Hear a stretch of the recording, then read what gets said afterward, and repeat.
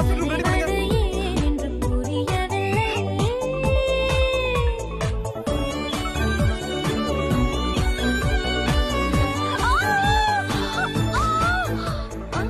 ஏதாவது first eight பண்ணுங்க. Class room தூக்கிட்டு போங்க.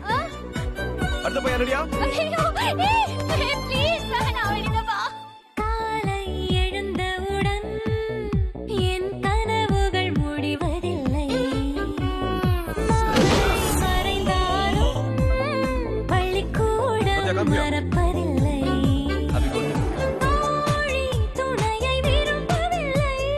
தோழன் நீயும் ஆகவில்லை. பேச்சில் பழைய வேகமில்லை. பேச ஏதும் வார்த்தைகள் இல்லை.